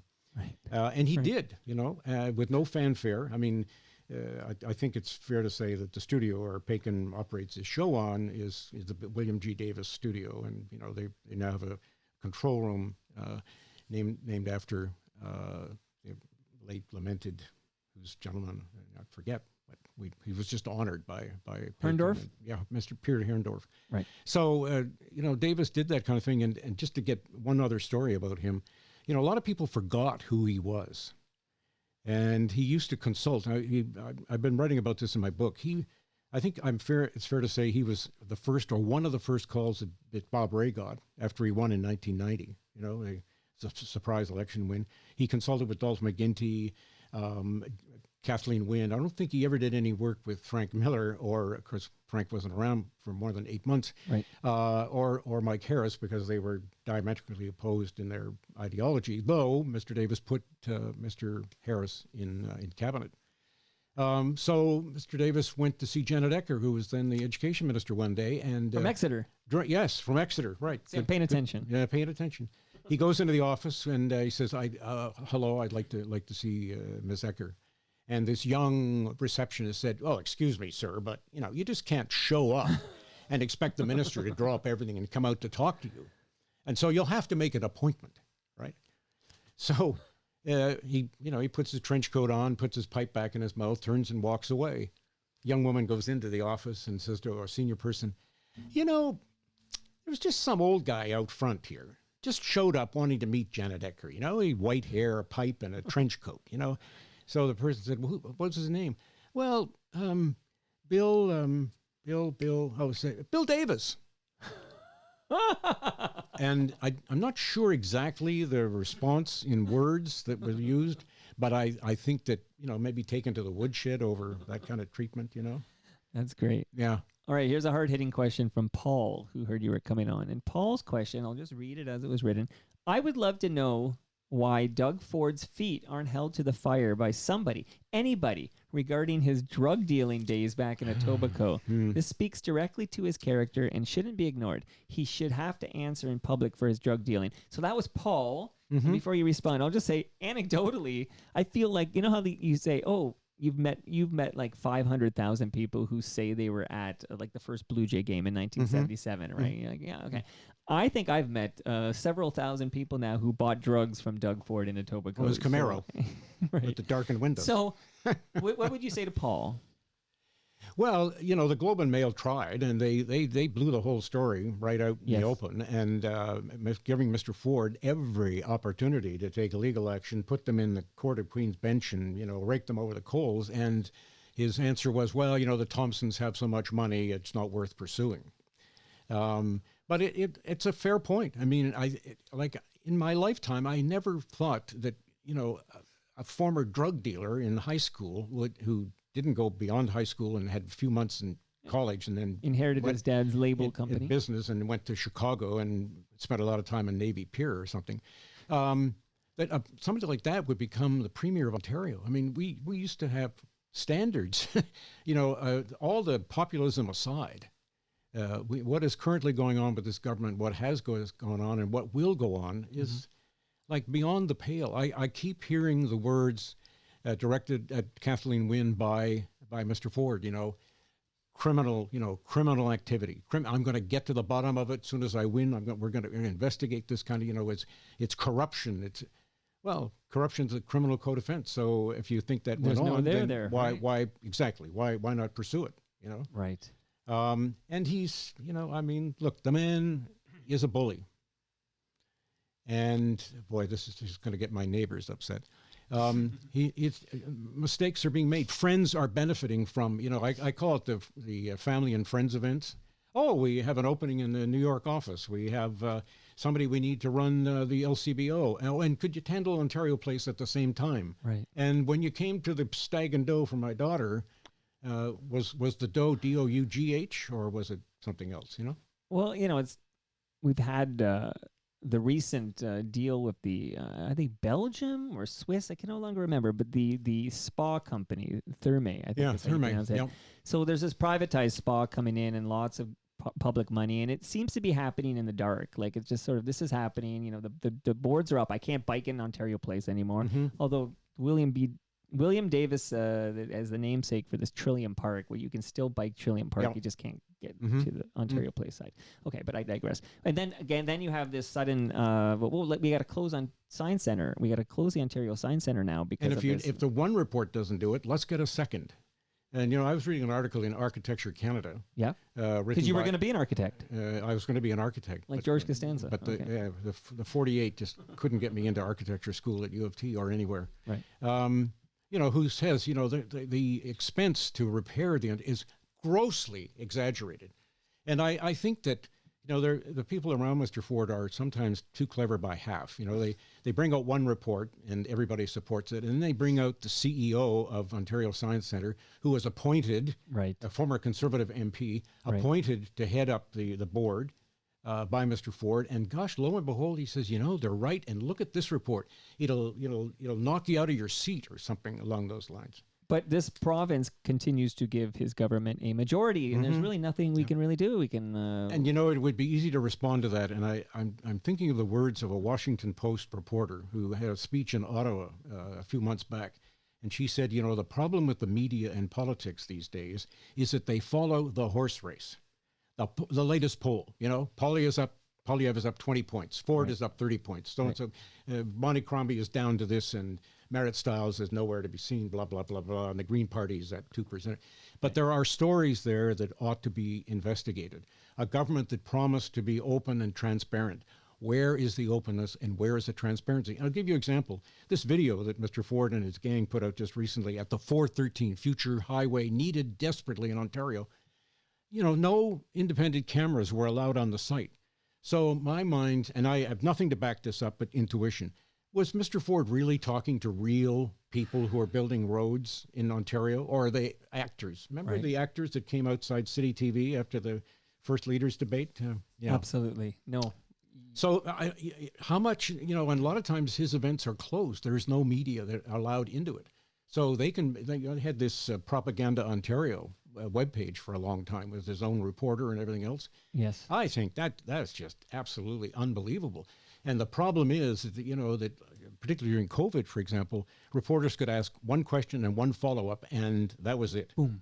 And then sometimes, I can think of one reporter who asked some tough questions, and then suddenly, guess what? He's not on the list anymore, So that's the kind of retribution that like I don't recall, quite honestly, straightforward about this, any premier I covered, stepping away, preventing the media to ask questions, didn't stand in and take every single question that was asked of him or her. To that point, Robert Fisher, so we've talked too much about Steve Pagan, let's face it. I might have to edit out some of the Steve Pagan references in post, so I got to take a note to do that. But we talked quite a bit about TVO. Well, since TVO was created, was it Bill Davis who was it? Yeah, I think Davis, Robarts, yeah. So when TVO becomes TV Ontario, until the present day, only one premier of this province has refused to come in while they were premier, has refused to come in for a sit down interview. Yeah. Only one, and that's Doug Ford. Yes, yep. Which I've always thought, Mike, that if you are bringing out a policy and it may be controversial, if you can't defend that policy, then why the hell did you introduce it in the first place? If you can't defend what you're doing and make sense of it, instead of some, there's a lot of Trump in Ford, the exaggeration. This is the biggest project in the history of Ontario. So as a reporter, I'm thinking, so how do you check that? Maybe Bill Davis did something bigger, maybe creating all those universities and colleges. Maybe that qualifies as the biggest infrastructure, or, he would show up and he'd cut the ribbon at a hospital. He didn't build that hospital. It was built by the previous government. But, sure. Anyway. Bullshit baffles brains, Robert. Yeah, absolutely. And, it's a sad thing, and people are not paying attention to the issues. They're only looking at the front page of the Star that says, Abacus Research says Mr. Ford's going to be reelected. Right. Well, when I say bullshit baffles brains, I know what I'm talking about, Robert, because you are on, right now, Toronto Mike, the #1 podcast in the country. That's the only reason I'm here. I've turned down so many other people. Well, listen, I'm honored to have you here. I want to wrap up the CBC Radio because, I would listen to you on CBC Radio. I had Jill Dempsey on just last week. She made her Toronto Mike debut. She did accept the gifts, by the way, Jill Dempsey. I don't want to get in trouble, but she took that beer and Monday. We won't hear her voice tomorrow after I've revealed that here. But, okay, so you basically got an offer to come to CBC Radio because you're Robert Fisher, for goodness sakes. And it took them a while to realize that. But so yes, how much time between the manila envelope being? I guess you were just not renewed. Your contract just was not renewed, so they just give you an FYI. Yeah. Don't come to work Monday. Your pass card. Well, don't come to work tomorrow. Right. I mean, I had a taping planned with Gord Wilson, who was then president of the Ontario Federation of Labor, the next night. And he called me and he said, "You've been fired. I will not do the show." And I'm not bragging here, but I said to him, "Gord, you've got important issues and people that count on you. You do the show." And he did the show. But the president of the OSSTF wrote a long, blistering letter to Global asking, what had happened here, and with, no explanation. Fascinating. And they never told, the sad thing was, Mike, I didn't get a chance to say goodbye to people, to thank them for their support on things like Focus Ontario, my political reporting. Not everybody was supportive, and people were critical. And they, as I said, they saw things, heard things, and But I had 12 great years at Global because I worked with exceptional people, and I had lots of support, and it was a real treat, And people recognize me. People who tell you in this business, I don't want to be recognized. It's full of baloney, Quick story. Yeah. Blue Jay game, family. This is years ago when they were winning consistently. Right. Sorry, I'll go see the Toronto Maple Leafs play baseball instead. We're in a Swiss chalet restaurant. We're having Sunday dinner, the four of us, daughter, son, and wife and I. These two elderly, they're probably my age. They spotted me and they waved and and they came over to the table and they sat down at the table, and my kids are like, "What is this?" So we had this lovely discussion, and they were like fans of Focus Ontario. They loved to see the premier and the education minister. So it went on for about 20 minutes, and my kids were kind of getting antsy, and I said to them, "Look, this has been wonderful," and it was. They were very nice. 90% of the people I met were nice. No threats, no swearing, no whatever. I said, "But I've arranged with the waiter to provide you with dessert on me. So if you return to your table, they're going to bring you the menu, and I'll pay for dessert." And they ordered their pecan pie, Swiss chalet chicken. That's a great story, but that's a clever way to get them. I had people, come up to me on the streetcar when I was going home at night after being on radio, and they'd say, "You're Fisher, right?" Well, why the hell did they move that show from, Coronation Street? You got to tell them, don't move Coronation Street. And well, thank you. The nicest thing that was ever said to me was a young Asian couple on the subway. This almost made me cry. This couple was sitting next to me. They were in their 20s. He looked at me and he said, "Excuse me, sir." They call me sir. That's, it's the Bob Ray gray hair. He said, Are you Robert Fisher?" And you're sort of like, okay, if I say yes, what, does a gun come out? Does a knife, whatever. Anyway, not that I expected it, but they were just lovely. And I said, "Yes, I'm Robert." And she said, I listened to you in the radio to practice my English. Oh, that's great. I loved your pronunciation. I loved your enunciation. I learned so much. And that was, I tell you, that really, That's awesome. And it didn't. I listened to quite a bit of Robert Fisher myself on the radio. It never helped my pronunciation. I can't say brewery to save my life. So it didn't help me, but I'm glad it's helping others here.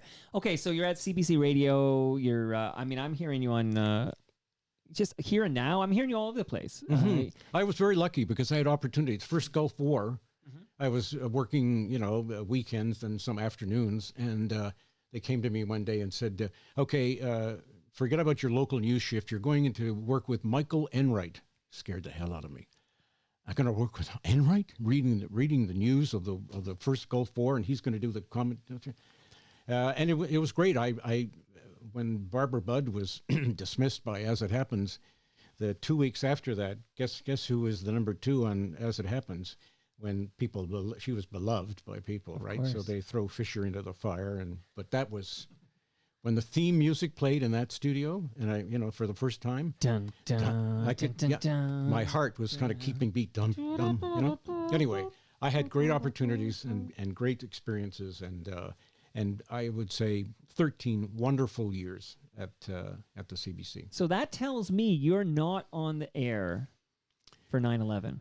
Because you leave Global in 2000, but if you did 13 and ended in, see, I'm doing my math. I got more than 48 in my math, okay? Yeah. But that's 2015. No, I was at CBC for 2011. I was for 9/11, but that was my first afternoon shift. Okay, so then you probably did closer to 14 years at CBC. I told you math wasn't math's not your strong suit. But were you working the day of 9/11? Yes, and that's the first time I've in my life ever had seen, and subsequent to that, people in tears, men and women, the hardened journalists. Right.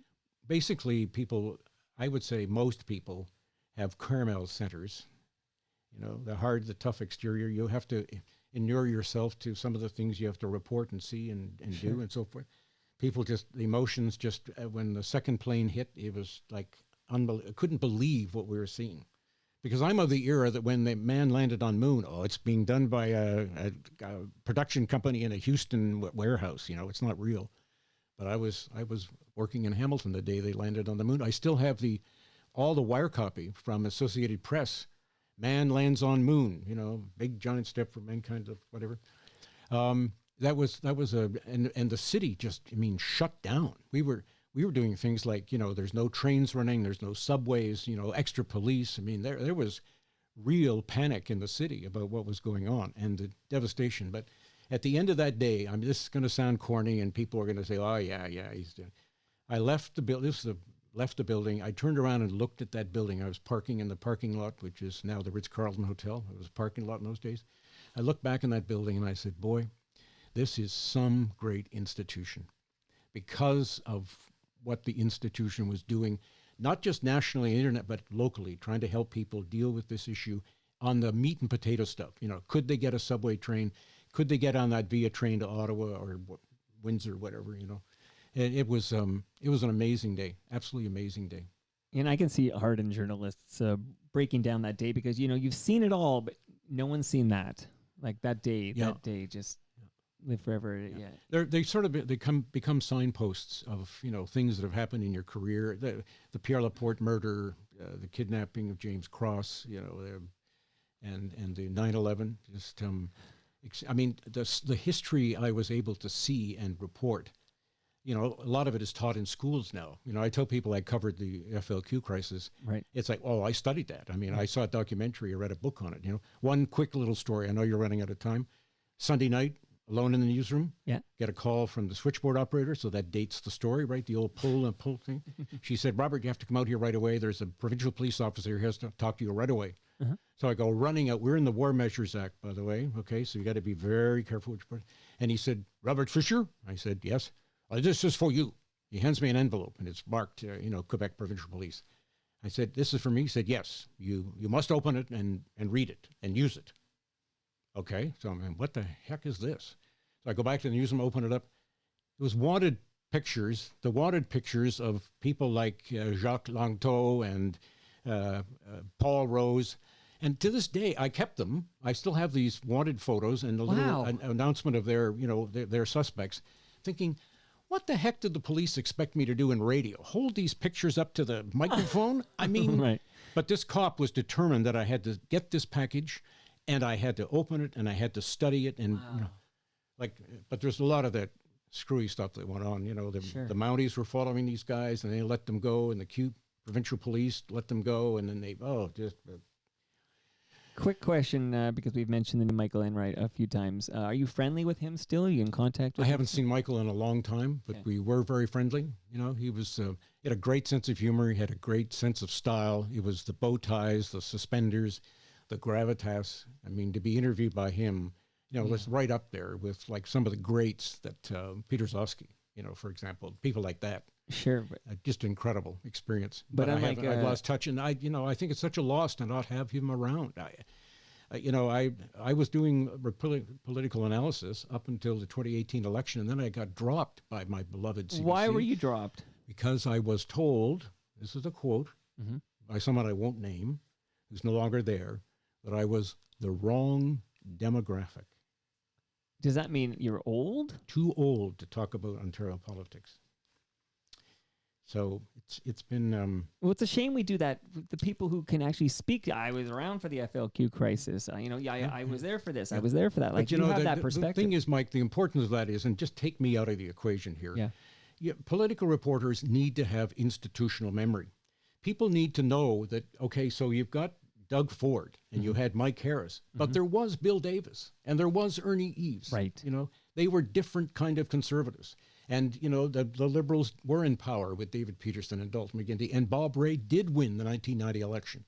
Didn't win a subsequent one, but you know, people in Portland, you know, the closest place to his location on the Big Rito, they would say, oh, congratulations on the election, Bob, but I didn't vote for you.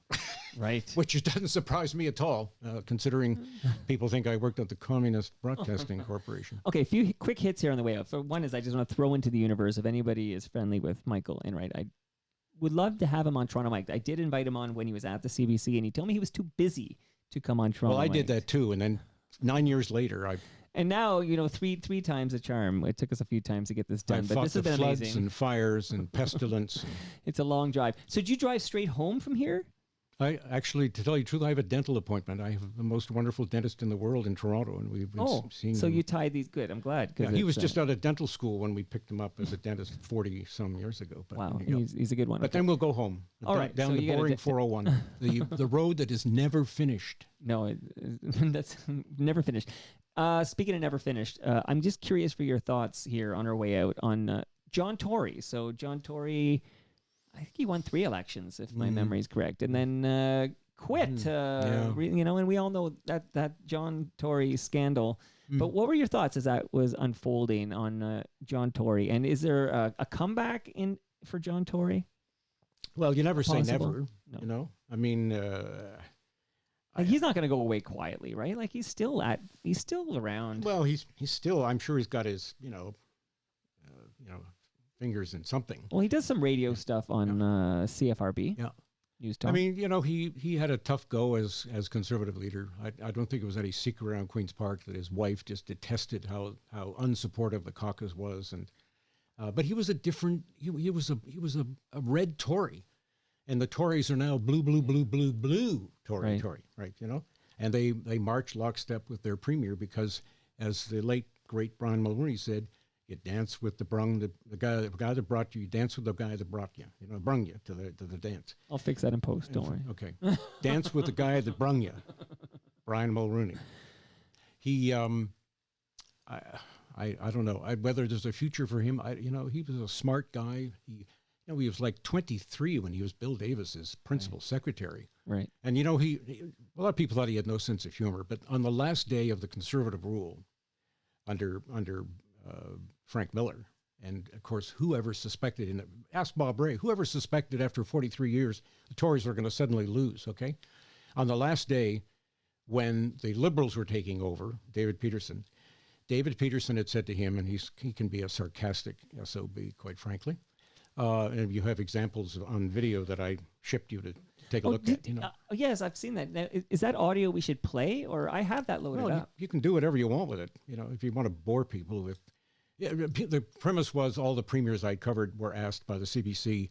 Do you want me to play this now, and then we'll finish your thoughts on John Tory? Yeah. I'll play this and then I'll ask you my light edit it final out because question. we're at 3.5 hours, right? Yeah, well, I don't want you to miss your dentist. So the last day of the Tory regime before the Liberals came into power, remembering that David Peterson had said, John Tory, he's just the head waiter for Bill Davis.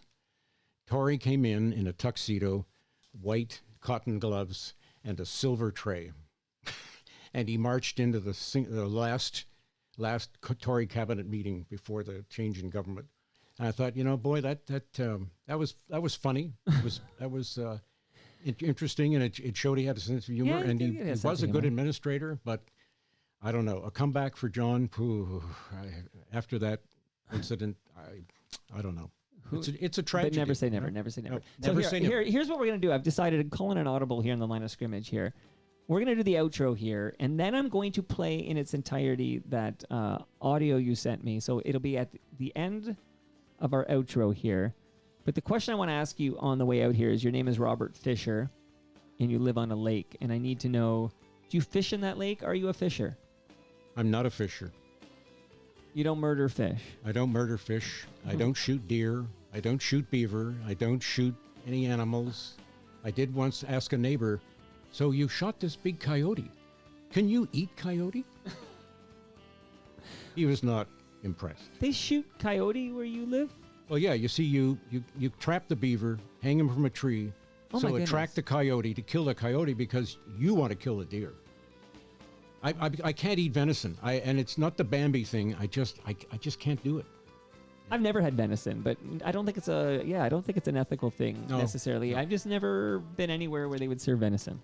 At any rate, from first job in Oakville to talk about venison, it's been an extraordinary pleasure, and I so deeply appreciate the opportunity to clear the air, to say things I've never had a chance to say. And my lawyer, by the way, is listening, so in case there's anything that might be controversial. Well, listen, the pleasure is all mine. This was fantastic. Great respect for you, the body of your work, that timbre in the voice. I got to hear it in the headphones here for the last 90 plus minutes. And, again, it took a few times to make this happen, but I'm glad we did. And this was fantastic. Absolutely. So I appreciate you coming in here. And I love the fact that you're dressed all serious, but there was levity, there was fun stories. You dropped an F-bomb. You couldn't do that on CBC, could you? No. That was great fun. So, Robert, thanks so much for doing this. Oh, absolute pleasure. Thank you so much.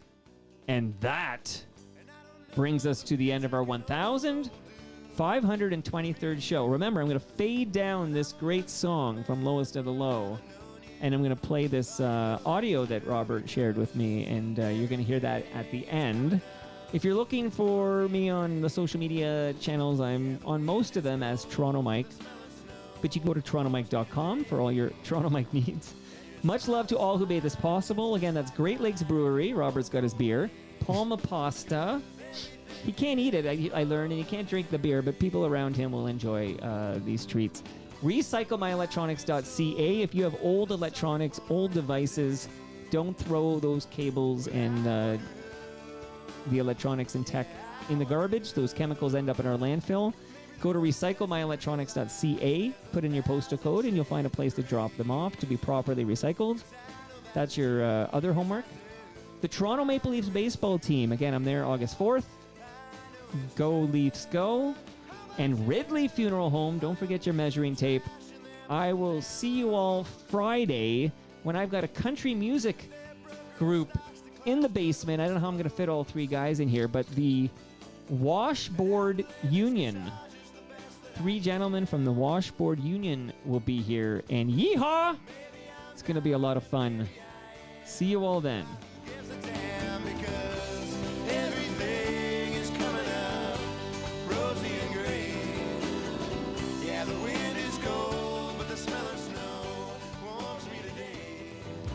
For who? Robert Fisher Excuse me? from the TV. Like, is that regular TV or is that one of these obscure reality shows? Like, is he one of these pervert kind of guys that they do reality shows about? Robert Fisher.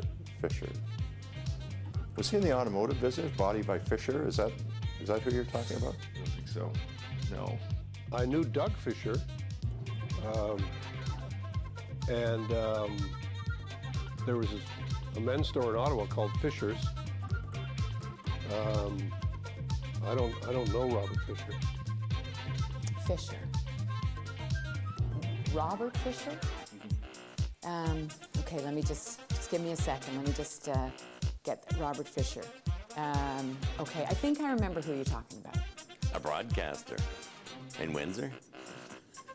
I've got to say I was deeply honored, if not a little perplexed, when they asked me to say something on the occasion of your retirement. Talk about a career. Talk about achievement. You, sir, are a legend. Your powers of analysis and your strategic thinking are simply beyond compare. For me, the highlight of your career was when you beat that guy, Boris Spassky. I told myself then and there will never be a more skilled chess grandmaster than Bobby Fischer. Wrong Fisher. What? This is about Robert Fisher, Robert Fisher? the CBC guy. The CBC guy. Why would I ever want to do a video for Robert Fisher? And I'll tell you one of the things I'm going to miss about you. I think you have a wonderful sense of humor. I enjoy you on the radio. You look better on the radio than you do on TV, actually. But you have a wonderful, bantering sense of humor that frequently lightens up my afternoons when I have nothing better to do. I think an approach that was somewhat different than some of the others in the gallery, and one where he appeared to me to be a more sensitive individual. Now, that may not be fair to some of the others, but I always found Robert to be, in my view, a very sensitive member of that profession. You'd be a natural as a barbecue chef. Seems to me that if you think about it, you always found great joy in skewering me, holding my feet to the fire, and raking me over the coals. You know, Robert Fisher, CBC News, Robert Fisher, Global News, so kind of official that he scared the hell out of people. I think people would buy from him just to kind of get him back off the doorstep a little bit. Probably could be good at lots of things. Fishing comes to mind. Much more relaxing. I was going to say they don't bite back, but maybe they do on some occasions. Well, I think Robert would make a terrific political advisor, sort of an eminence grise to tell any young politicians as they're coming up what the pitfalls are from the outside, through the eye of a journalist. I think that would be a gift to a rising young star. What do you think the likelihood of that happening is? I think the likelihood of that is 0 to none. His hair is perfect. He's always well dressed. You know, I mean, it looks more like an investment banker than a journalist. And, you know, for all those journalists in the audience there today, take a look around at yourself. You don't look like you belong in the banking world. Robert does. You know, there's probably some radio station in Minden or somewhere that could use his talents. I don't know, Wingham. I've been in every small town in Ontario. I'm not sure I know exactly off the top of my head where he fits, but probably the smaller the town, the better.